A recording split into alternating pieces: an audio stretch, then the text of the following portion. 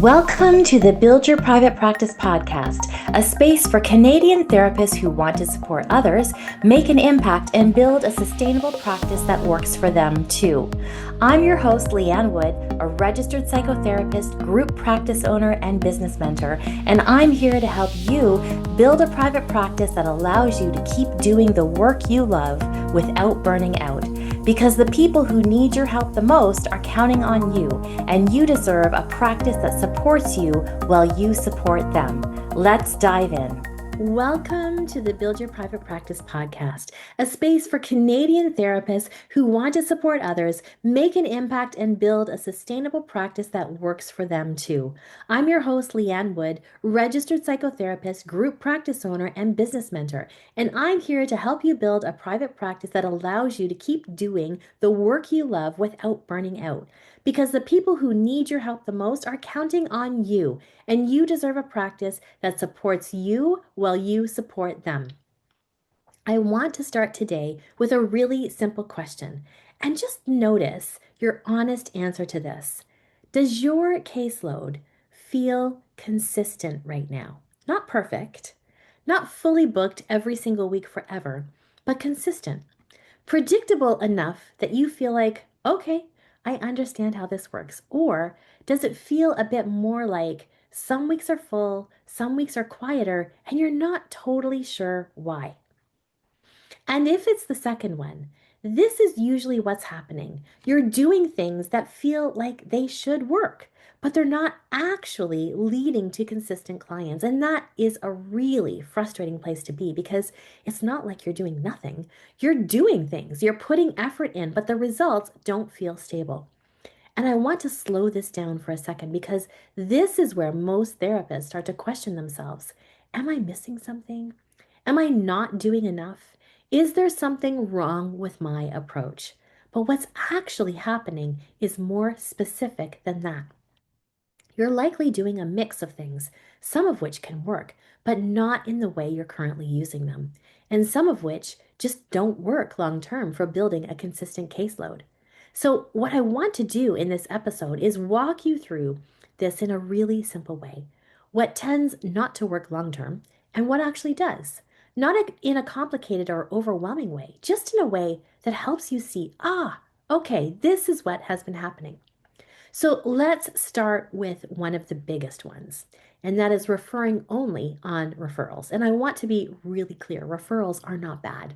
They can be great, and they can bring in some amazing clients. But when they are your only source of clients, they're unpredictable because you can't control when they happen. You can't scale that, and you can't rely on them for consistency. So what that looks like is you'll have periods when things feel busy because referrals are coming in, and then periods where things feel quiet because they're not. And there's really nothing you can actually do to influence that. The second one is posting without a clear message. And this is a really common one because you're showing up, you're creating content, but underneath it, there isn't a strong, consistent through line of who this is for, what you help with, and why it matters. So it ends up feeling like I'm posting, but I don't know if it's working. And the reason is your audience doesn't have enough clarity to recognize themselves in your content.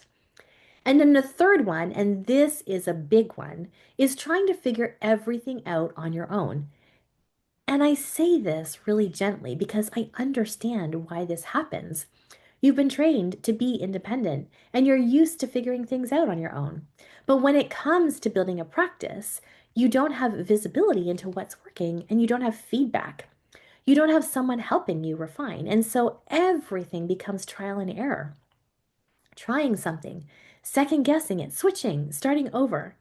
And this leads into the fourth one, which is constantly changing direction, adjusting your niche, changing your messaging, trying a new platform, switching strategies. And every time you do that, you reset the momentum.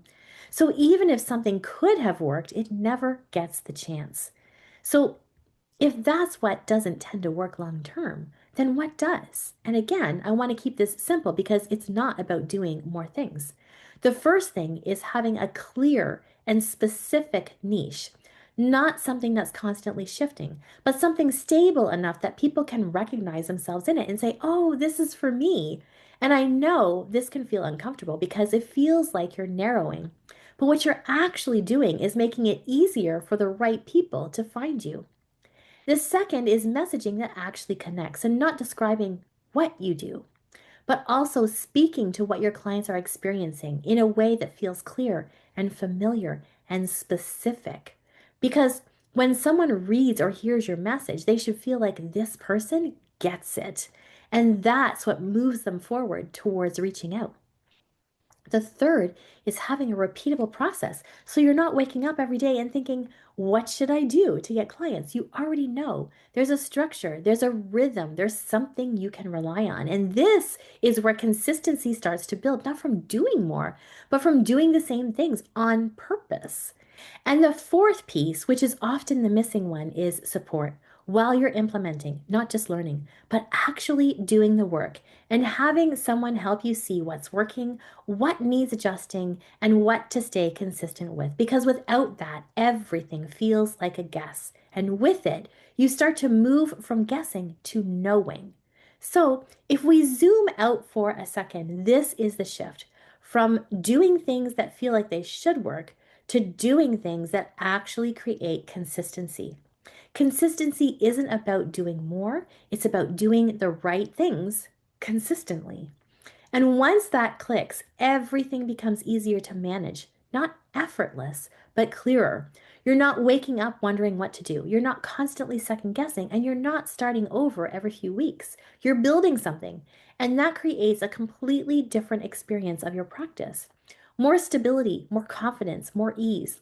And this is exactly the shift we focus on inside Accelerate Your Practice, helping you move from inconsistent and unclear to structured, repeatable, and actually sustainable.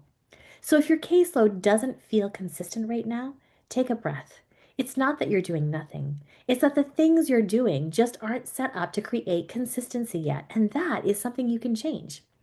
Thanks so much for tuning into the Build Your Private Practice podcast.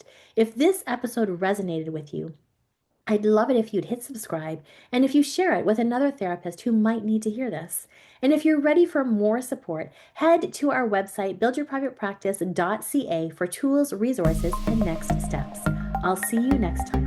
Thanks so much for tuning in to the Build Your Private Practice podcast. If today's episode resonated with you, I'd love it if you'd subscribe, leave a review, or share it with a fellow Canadian therapist who needs this. And remember, the work you do matters. Keep showing up, keep holding space, and keep building a practice that works for you. If you're looking for practical tools or support to grow your practice with more clarity and confidence, head to buildyourprivatepractice.ca. There's lots waiting for you there. I'll see you next time.